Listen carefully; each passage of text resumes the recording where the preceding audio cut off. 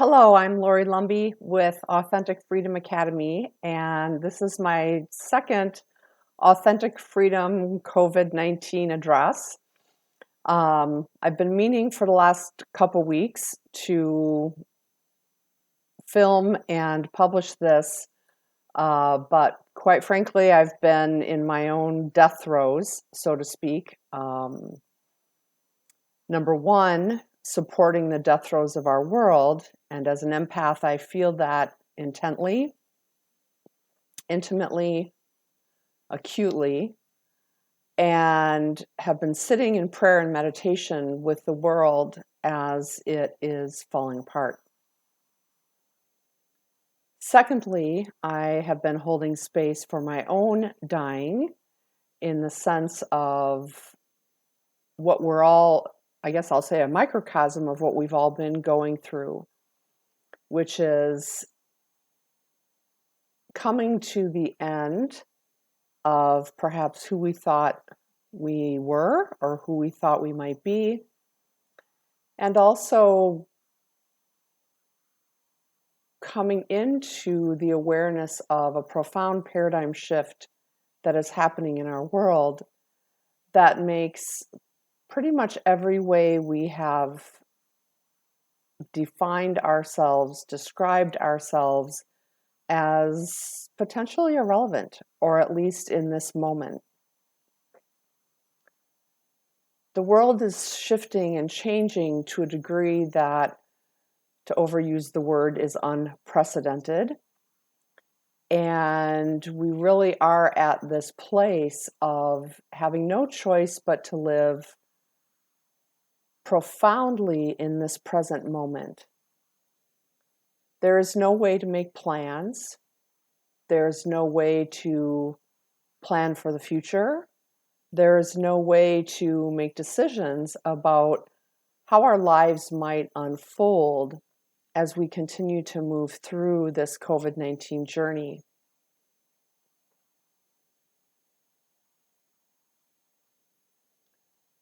As I sit at this juncture of where we are in this process, here in Wisconsin, we are 2 weeks into the Supreme Court overriding the stay-at-home orders that were put forth by our governor. And that return to work opening, or that reopening of the state, has happened with absolutely no guidelines in place. So we are currently at this place of businesses, individuals, institutions kind of running about willy-nilly, trying to figure out, is being safe important or necessary? Is this all just a hoax? Do we need to stay at home? How can we keep ourselves safe? And in the midst of that, we are living in the middle of the increasing polarization of our culture. The past several years, we have lived within the polarization that has been defined by politics. And that polarization has been loud and vocal and contentious and sometimes violent. And the polarization we are now facing is mask or no mask, safe at home or do whatever you want. And it's a very confusing and stressful time for all of us, especially those who have fear, who have cause for anxiety and worry. My heart goes out to those who are already categorized as within the high-risk categories as it relates to COVID-19. Those with chronic illness, those that have other immune system compromising issues, or those that have other medical situations that put them at high risk. My heart also goes out to the medical professionals who are on the front lines seeing the reality of this pandemic. Now, I am not one to make decisions based in fear. I'm also not one to live in this world blindly. I've been trying to hold a space in the center,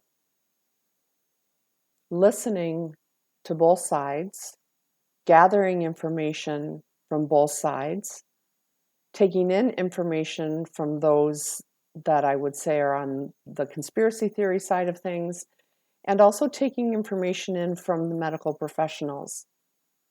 And I count myself blessed for knowing several people that are working directly on the front lines as it relates to COVID-19. And I can assure that this is not a hoax. At the same time, I acknowledge that we are navigating in uncharted waters. We don't know how to respond to a global pandemic. We don't know what media to believe in. We have information coming at us from all sides and all directions, and we don't know what's true. We are living in a place where we have an opportunity to begin to exercise our own form of discernment. One of the greatest weaknesses of Western culture is the placement or the search for an outside perceived authority that is going to give us direction, guidance, and answers in our lives.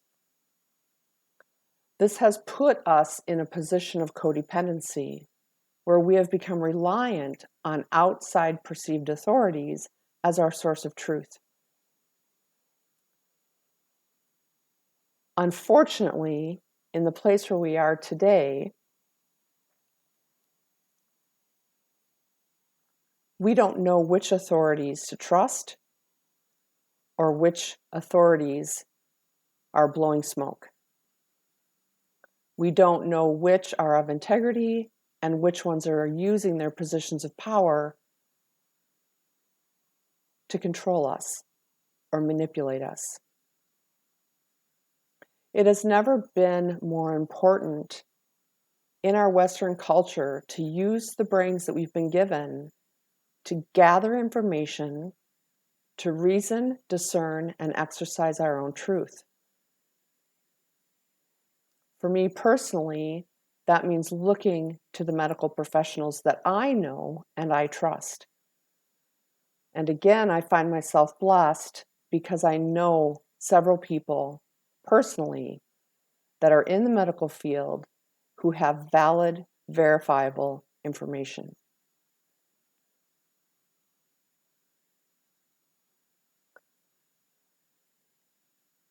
As we stand at this place of living in the unknown, with more information being thrown at us than we can possibly manage, feeling the increasing stress and anxiety of the world as it becomes increasingly chaotic,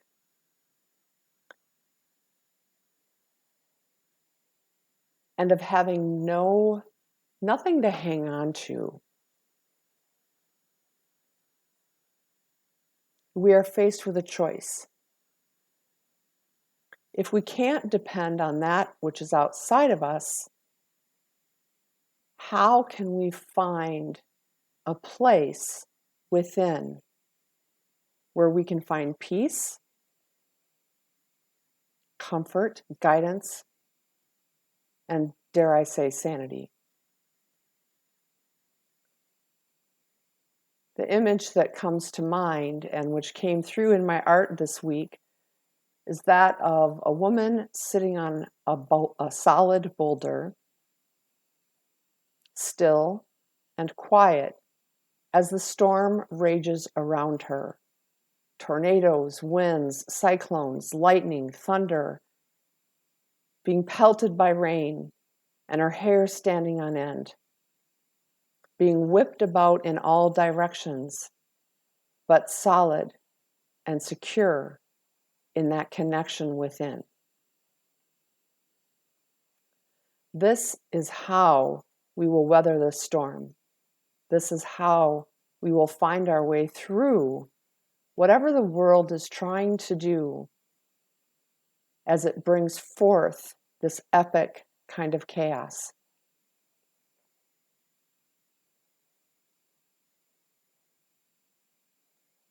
And as physicists will tell us, chaos is both a curse and a gift. And in this case, chaos feels like a curse because we can't manage it. We're not in control of it. It causes us anxiety and stress. But in reality, chaos comes forth to destroy that which is no longer life-giving and to bring forth new life. This is the hopeful message that we can hang on to as we continue to stumble around in the dark, trying to find our way through this bizarre time in human history. The world around us is dying. I'm not just talking about our planet, which is suffering greatly because of human beings' intrusions and abuse. I'm talking about the world as we have known it. The systems and the institutions that have been based in fear, power, and control, that are hierarchical, and I hate to say this, but patriarchal. These institutions, these systems have proven themselves to be unsustainable.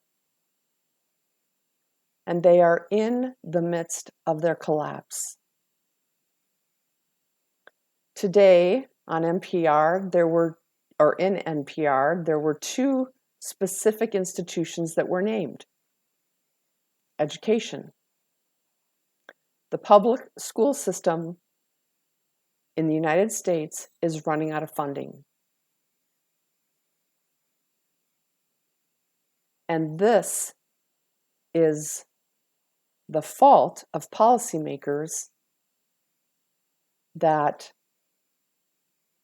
directed funds away from education towards corporate tax breaks. It is the fault of corporations that are more concerned about CEO salaries and sharegiver dividends than they are for the well-being of their employees and those that make them the success that they are. The fault is policymakers, governors, and state officials that have voted against supporting education. And this goes all the way to the federal level. You don't have to be a rocket science to understand what will happen with the public education system as it continues to be defunded. The other institution that came forth as of cause for concern is the financial industry, specifically the level of debt that the United States is currently carrying. I've spoken about this debt many times, recognizing and acknowledging that our currency itself is based in debt, and that a system that's based in debt cannot sustain itself. There is no choice or no direction for it to go except towards collapse. You can't drain an economy of everything of value and expect it to survive.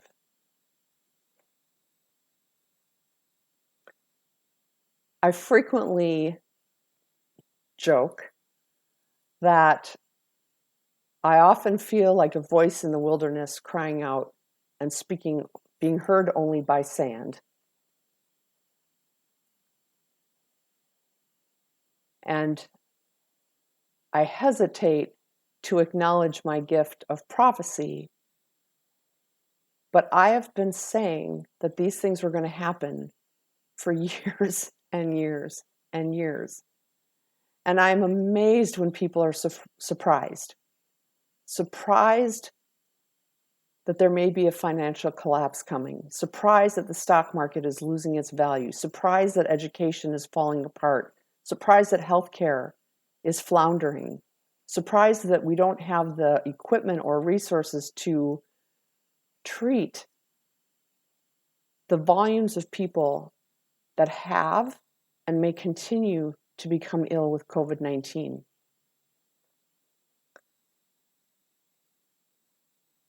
I mentioned on Facebook today that prophecy is 80% common sense and 20% deep listening and deep watching.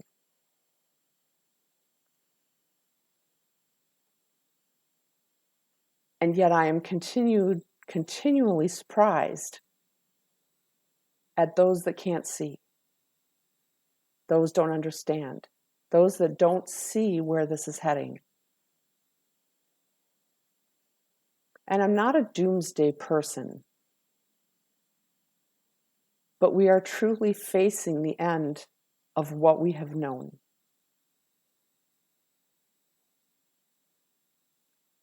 And for all of us, that's scary, unsettling, unnerving.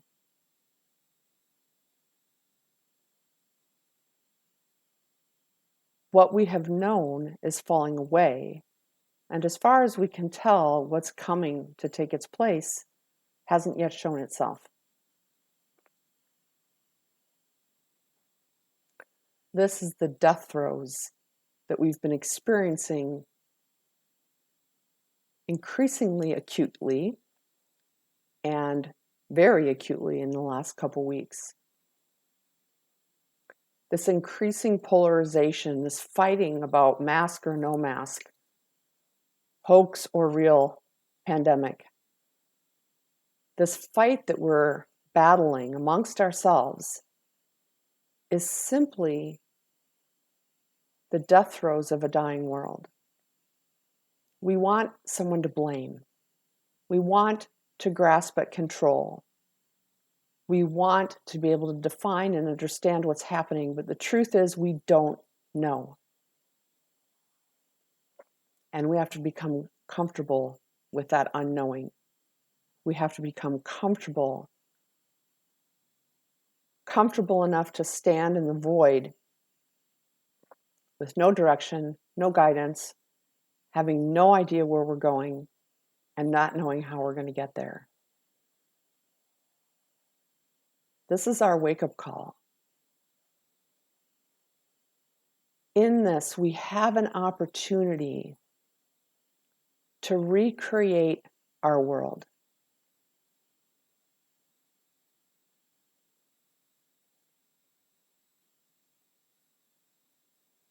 The world that we are living in makes me very sad. And this is why. Because I know what human beings are capable of.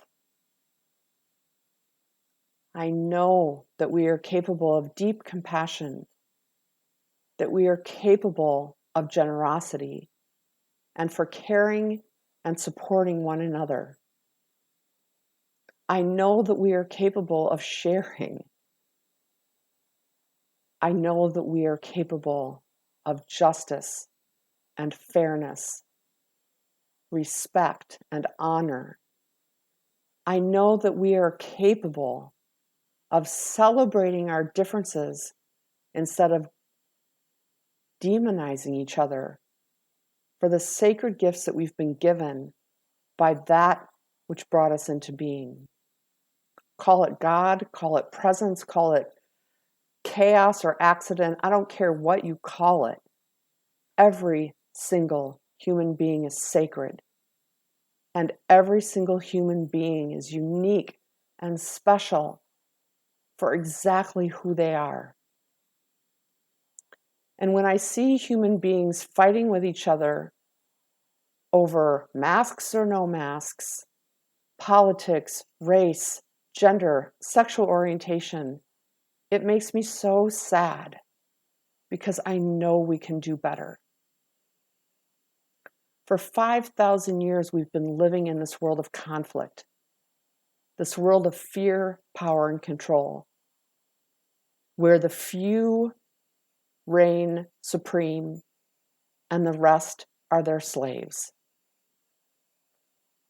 This is not the world that I want to live in.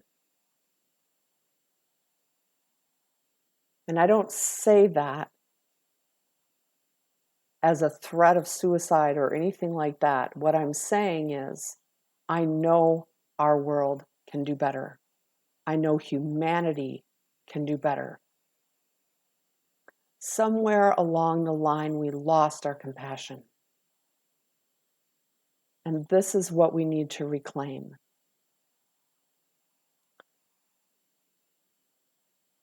The world that beckons us is a world that is defined by compassion and love, collaboration and cooperation, that celebrates diversity and honors our differences, that seeks to understand our different ways of living and being, that doesn't laud one religion over another, one gender over another, one nationality or political party over another. Our politics have been destroying us. Somebody asked a question on Facebook yesterday about politics, and I don't even remember how she said it. And my response was, it's not a matter of politics, it's a matter of human compassion, simple human compassion. In the United States, I don't care if you're a Democrat, a Republican, a Libertarian, an Independent, a Green Party, whatever name you call yourself. If you cannot live from a place of love and compassion, then you are doing a disservice to our world. If you're not approaching the decisions that you're making with the eye toward the common good, then you are not serving the people that you have been elected to serve. The world that is beckoning is asking for us to be loving, compassionate, generous, and kind. And this is our opportunity to choose. Are we going to continue to choose separation, fear, judgment, hatred, ridicule, condemnation? Or can we look beyond our personal fears, which is ultimately what causes our separation? Can we look beyond that and seek the love in the other human being? More pointedly, can we do the deep, important, critical work of finding out what is wounded or broken in me that causes me to hate another human being, that causes me to fear another culture, that causes me to judge another as less than? Can we heal that woundedness within ourselves that caused us to forget that we are love? And when we forget that, forgetting how to love another. This is the world that is beckoning to us. One that says, love more, hate less. Listen more, talk less. Seek information and stop looking outside of ourselves for an outside perceived authority to tell us what is right and wrong, good or bad.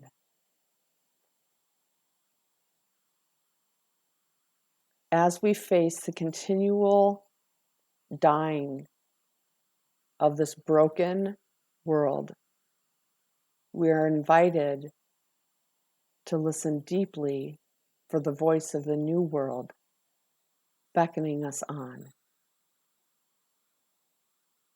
And that choice is ours. Every single moment of every single day, we are given the choice to choose love or to choose fear.